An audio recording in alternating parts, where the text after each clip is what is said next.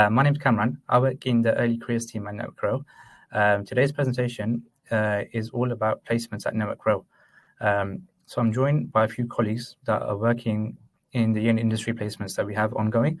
They'll introduce themselves later in the presentation. I'll kick things off. I'll give you a bit of a summary about Network Row, who we are and what we do. I'll talk a bit about the benefits, a few of the other schemes that we do have, and then I'll hand you over to our 3 volunteers who have kindly joined me today. They'll run about essentially what they do, how they go into Network Rail and the application process. And at the end of the presentation, we'll open it up to a Q&A session. So if you guys have any questions, feel free to drop them in the chat. And then at the end of the presentation, I'll scroll back up and we'll answer any questions you might have. So a bit about myself. So I work, as I mentioned, in the early careers team. So essentially my role is to promote Network Rail as a brand. So I look after the attraction element of Network Rail. So I attend universities, colleges, schools, webinars like today. I work with partners such as CareermapTV, Indeed, GradCracker. Essentially what I do is promote Network Rail as a brand. So hopefully to get you guys into the business, applying in the process and hopefully joining us one day in the future. So who we are as Network Rail. So essentially Network Rail, as many assume, we don't own the trains. So we own the infrastructure. So we own the stations, the tracks, all the equipment that you'll find on a traditional station. We don't associate with the trains itself, but what I'll touch on in this presentation is in the future, we are going to be merging into another company. So it's exciting times at Network Rail ahead. We're one of the hugest industries across Europe. We have over 3,500 roles, so not necessarily all associated with the railway on the railway front. So in a train station you might find. So essentially I make up a different side of Network Rail itself. So I work in the professional service side of things.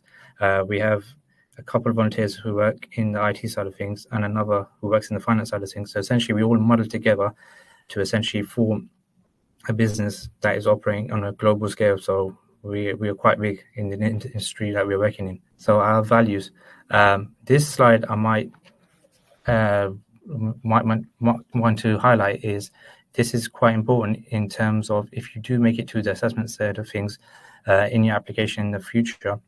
This is something that Network Rail do look at. So I stress that obviously do take these into account. So in the assessment center, core values are taken into account when we are assessing your criteria and hopefully offer you the job in the future.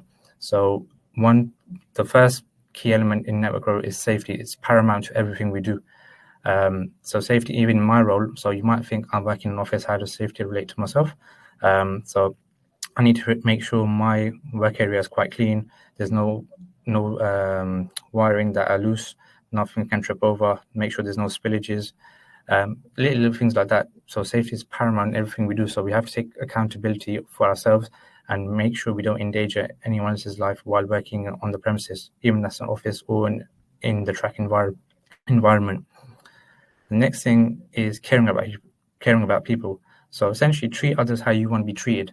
So treat them with a bit of empathy, kindness, a bit of respect. So it goes a long way of coming into work and treating others how you'd want to be treated, and it makes a more enjoyable environment. So the next thing leading on to that is teamwork. So teamwork is all about mutual support. So now, no matter what in this industry, we always pull together. We're in need of our passengers and they're in need of us. So if obviously we were to crumble, the things will go sideways. So we always work hand in hand with ourselves, with our clients. Everything is all about teamwork. Empowering to act. So you might think, what is this? Empowering to act is doing the right thing, essentially. So those who use the railway, it's all about removing the barriers, essentially EDI related. So we treat others how we'd want to be treated, no matter the creed, color, background. We're always in the mindset that we'd want to be in one key mechanism. So we need to act when it's required, essentially. So as I touched on earlier, so it's exciting times here at Network Rail. We are moving towards Great British Railways. So essentially, that is the biggest reset to railway industry in a generation. So we're about 24 in the last 25 years. This is the biggest reset. So we're working closely with the Labour government. If you keep an eye on the news, you'll probably see this crop up quite a lot.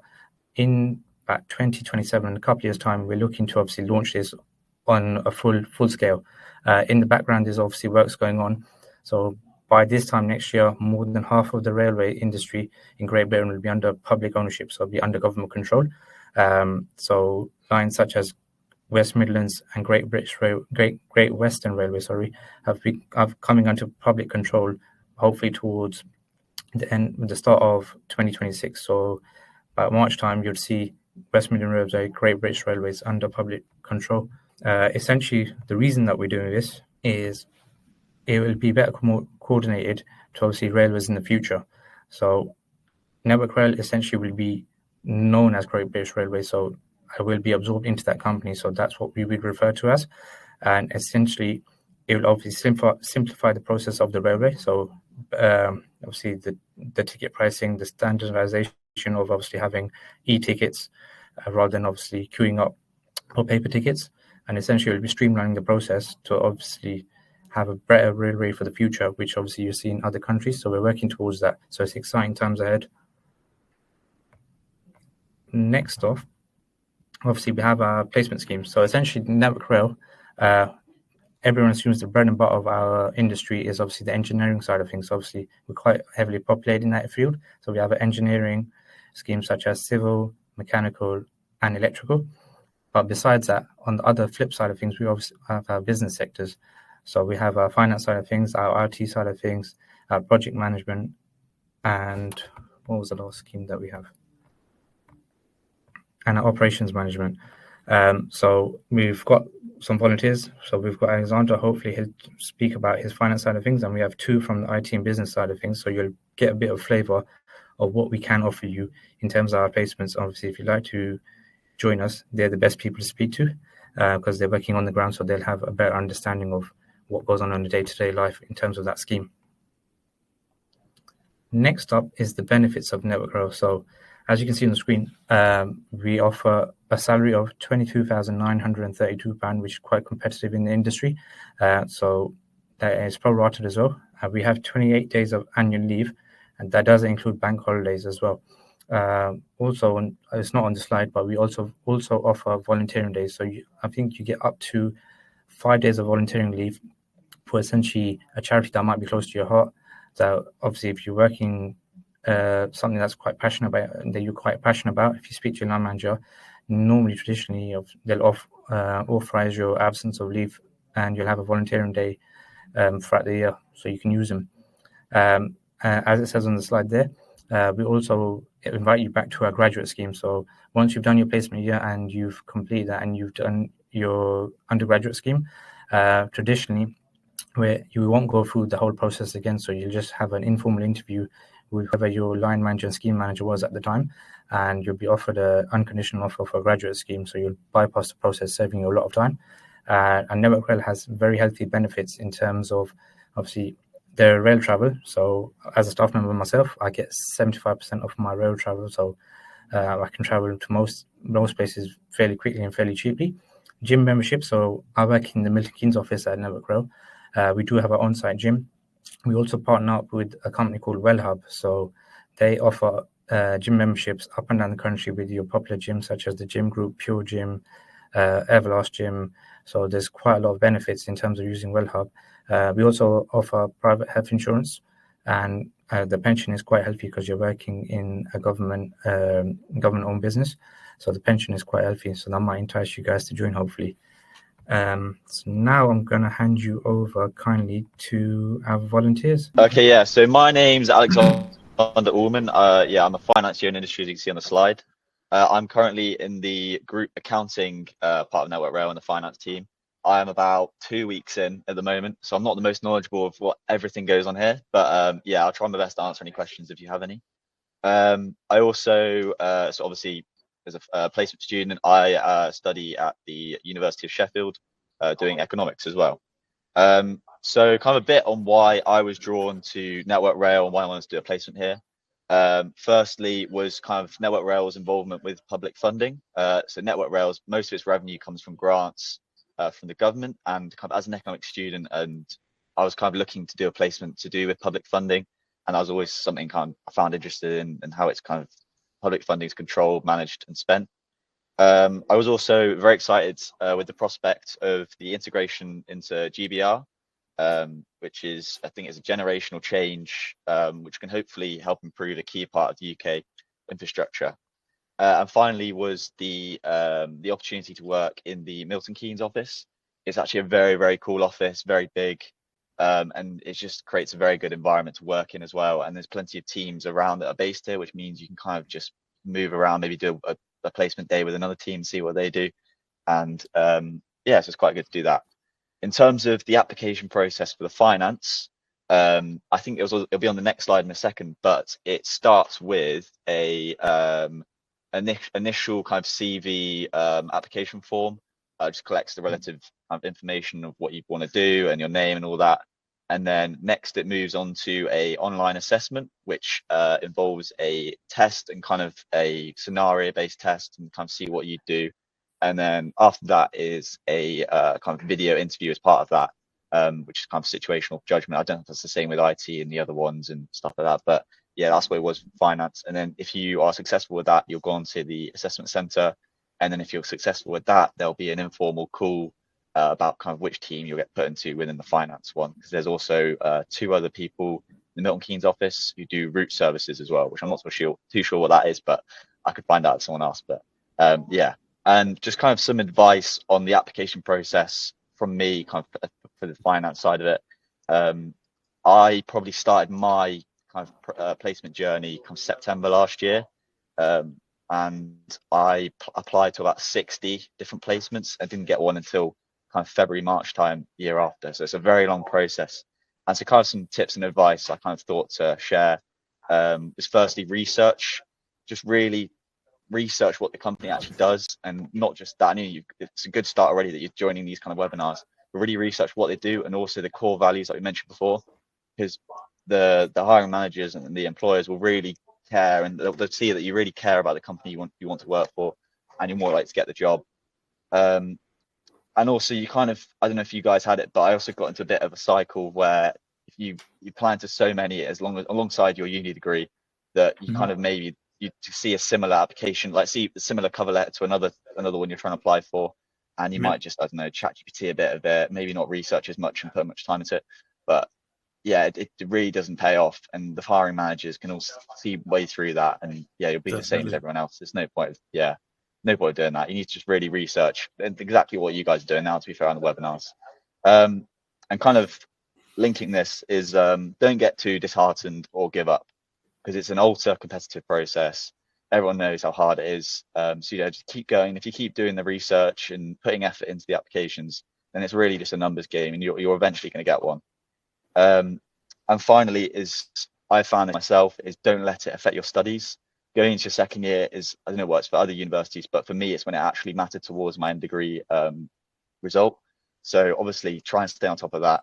And a way I found for this is creating kind of a spreadsheet and kind of logging what process you're through the applications, whether that's your video interview stage and kind of all other deadlines coming up. So yeah, that's what I did for that. But if you have any other questions, I think we'll answer them at the end. But yeah, I think hand over to whoever else wants to go. Yeah, brilliant. Thank you for that, Alex. So hello, everyone. My name is Karan. I'm currently enrolled in the IT and Business Year in Industry scheme here at Network Rail. I'm currently studying Business Computing and IT at Aston University, which has introduced me to the importance of data and how essentially it can be used to support decision-making tasks in any business. Why did I join Network Rail? Well, to begin with, Network Rail was the first organization that offered me the brilliant opportunity of an assessment center. I think, like Alex mentioned, searching for a placement was quite difficult. I submitted more than 40 applications and I received plenty of rejections, but I think what's important is that you keep applying. It can be quite demotivating sometimes, quite disheartening when an application doesn't go your way, but it's very important to keep going. So with Network Rail inviting me to the assessment center stage, I think is just real evidence of their inclusivity and how they're willing to take people on board, even if you don't have all the experience in the world. Another reason I joined is because I was eager to get hands-on experience in IT and business. I think it's one thing to sit through a PowerPoint during a university lecture compared to, having or working on real world projects where you can apply the current skill set you have, but you also have the opportunity to learn something new and expand upon your knowledge. The application process involved the prior application, which was then leading on to the online assessment, then the video interview, and then finally the assessment center. The assessment center, which was in person for me at Milton Keynes, was easily the most valuable stage for me because it involved a really good mixture of group activities, individual tasks, and of course the opportunity to network and meet some really great people. And it's common with every candidate, especially because this was my first assessment center that I attended. I went in feeling quite nervous, quite anxious. But what really stood out to me here was how easygoing and friendly the people were around me. And I think because of that, it created an environment that was very welcoming, which in turn helped ease those nerves for me and allowed me to focus on exactly what it is that I have to offer for the placement scheme. Regarding advice for future applicants, just carrying on from what Alex said and pointing on with what I said earlier, persistency is being persistent. Is very, very essential in the placement search. Some applications won't always go the way you want it to, but it's very important to keep applying. There is an opportunity out there waiting for you. You just have to keep going. And I would say if you are successful in your application and you are joining Network Rail in the future, which hopefully most of you will be, I would say it's very important to open up and ask any questions you have. For me, I'm quite introverted, so it doesn't always come easy for me to approach someone and begin a conversation. But I think gradually you start to, once you do it the first time and you do it more and more, it's just like hands-on experience. The more you do it, the better you get. So I would say open up if you have the opportunity to, and ask any questions you have. And I can guarantee you'll have one of the best experiences that you remember for a very long time. I'm only about 3 or 4 weeks in, but it's already going very, very well. And yeah, that's about it from me. Again, I'm here until the end of the session. So if you do have any questions, just leave them in the Q&A below. Yeah. Hi everyone, I'm Tehreem and I am undertaking IT year in industry at Network Rail, and I am studying software engineering at University of Huddersfield. So if I talk about my work here, I'm doing work in the web development team where we have to deal with database and the development. As it is just the start, so I don't have as much information. But in Network Rail, there are many departments where you can have experience related to your own interest. If I talk about it, why I choose Network Rail, as Alex and Karan has already mentioned that it is a really hard process, and for all the placement search and applying to it, and of course I know there are a lot of stages like submitting your form and then doing online assessments. So yeah, Network Rail was the first company to offer me the letter of offer. So I was there to join it, and moreover, I wanted to gain hands-on experience in the large, well-structured organization that can help me to apply my technical skills into experience. And moreover, there are some real-world projects going on in here related to the railway, and you can find the different departments where, according to your own interest, just such as development or finance or project management, there are a lot of places to do work on. And moreover, if I have to say about the application process, then it was the quite same that as Karan and Alex has told you. It was just like as you start with the submitting your form, and then there are some online assessments, and there's recorded interviews that you have to get prepared for. And moreover, then there are some on-site assessments. As Alex has already told that just be yourself, search about the company. This was the thing that helped me a lot. I searched about the company, about what projects they are working on, and related to my field, software engineering, what type of languages, coding languages they use, or stuff like that. And the other thing, don't be shy to ask them the questions, because at the interview stage, because they are really helpful, and it gives a positive impression. And moreover, it helps you a better understanding, and it shows that you have searched about the company, and then get prepared. So it was all from me. I'm here till the end of the session. If you have any question, you can ask me. Thank you. Perfect. Thank you, Tareem, Karan, Alexander. So that was wonderful. Hopefully that benefits obviously the audience that are here today. So that concludes the presentation itself. On the screen, you can see a QR code that links to our Early Careers website. So we're hopefully going to launch the placement years, summer placements, and our graduate schemes this coming Monday or Tuesday. So you can look out using this QR code.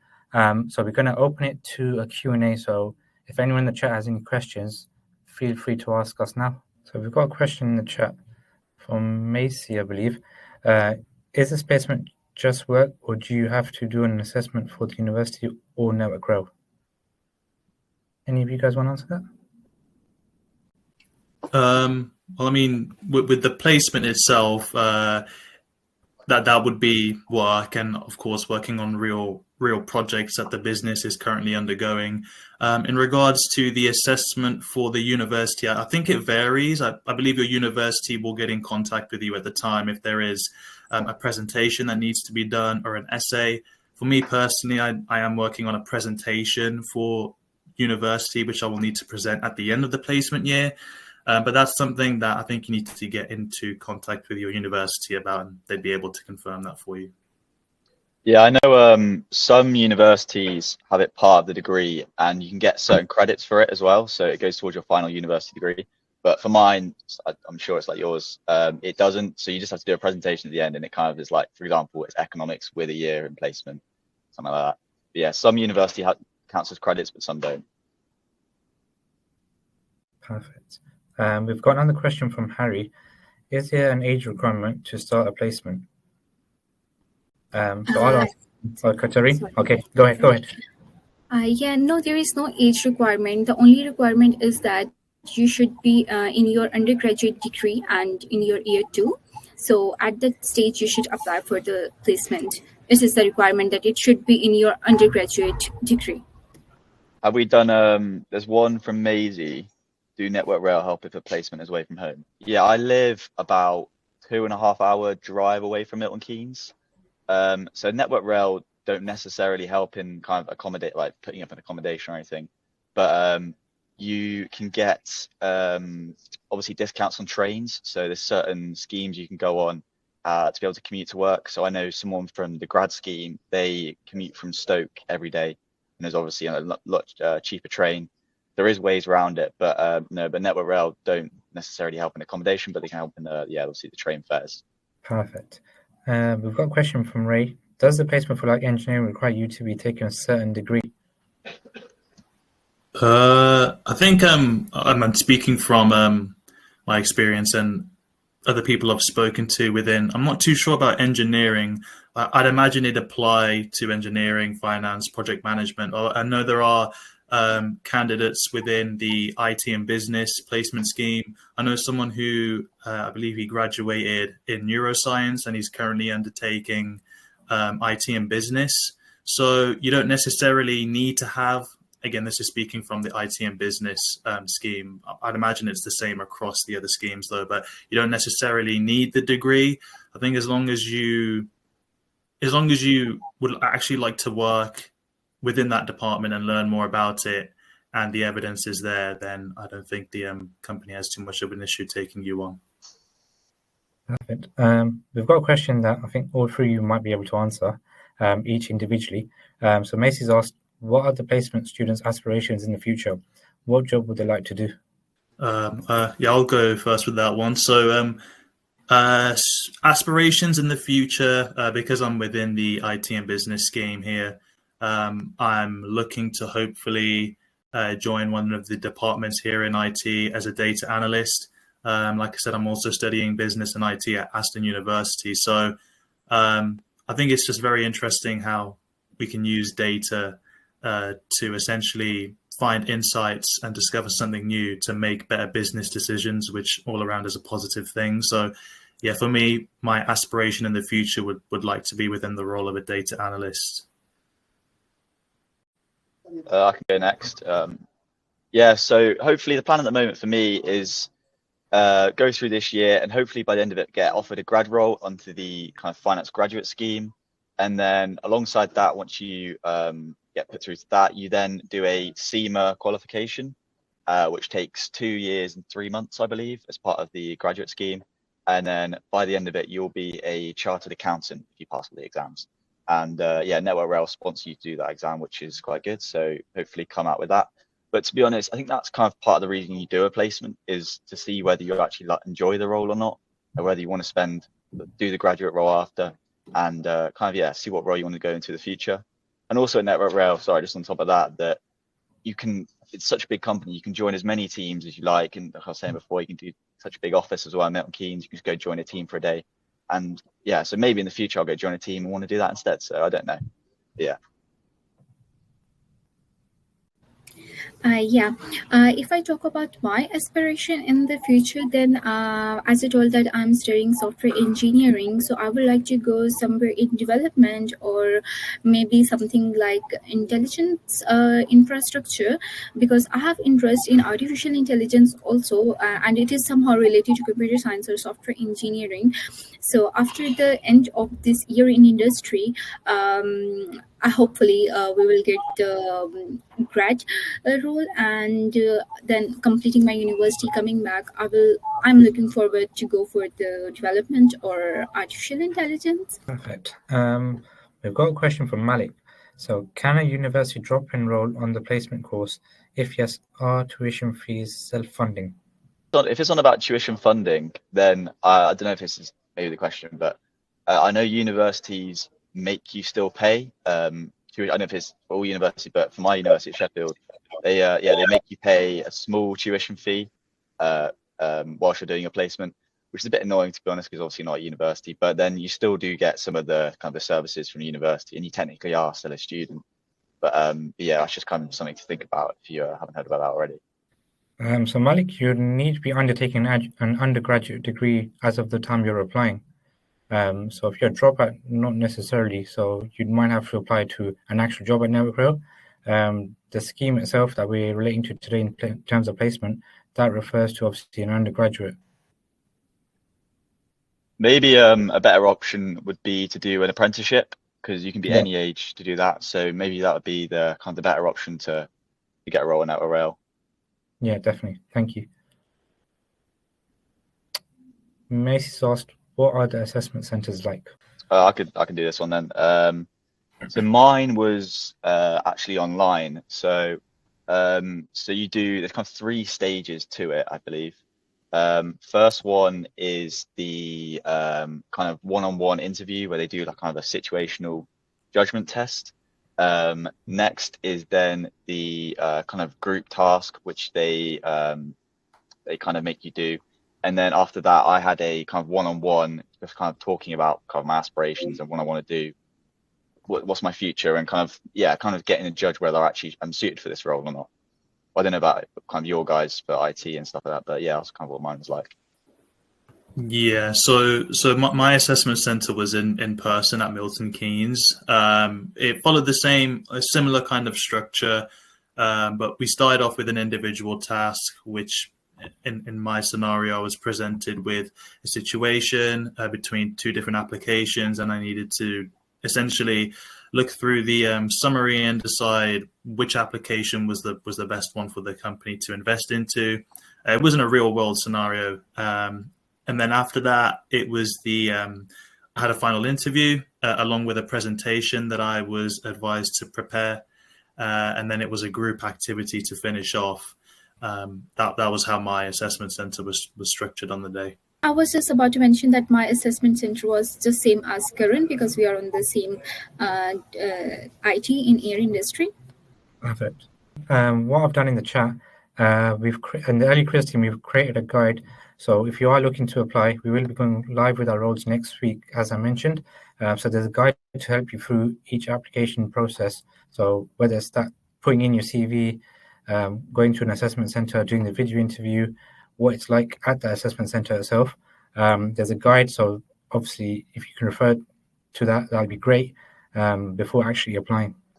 We've got a question from Ray. Is it easier to get a job at Network Rail if you do the placement course? For me, for the finance, in terms of kind of the progression from a placement to a graduate scheme, it's kind of very easy. I'd say, I'm kind of thinking about the graduates that we got this year. I think of the 12 of them, I think 6 of them are returners. They've either done placements or summer internships. So I think, yeah, the progression's a lot easier, and kind of the fact that you're doing a placement course, and they're paying you money to do it. They're kind of investing you from early on, and that they want you to stay on and have a kind of a longer career with the Network Rail.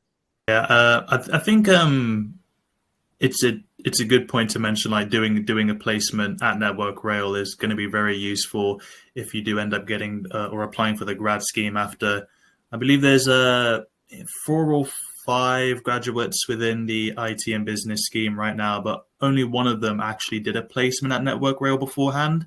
A lot of the other graduates were studying something very different at university. So it's hard to say whether it would be easier, but I think it would be beneficial from an IT and business perspective anyway. I guess it kind of depends on the scheme that you've actually applied for. Cool. I think no one's got any other questions. Just before we'll go, I've dropped an email in the chat. So that's my team, they look after that inbox. So if you are looking to apply and you have any questions that we might not have been able to answer or you might have thought of later, feel free to obviously drop your questions in there and we'll get back to you as soon as possible. But I just want to thank everyone for attending today. Thank you to my volunteers. I appreciate you guys obviously helped me out massively as well. And if there's no other questions, I'll wrap this up as of now, and hopefully we get to meet you guys in the future.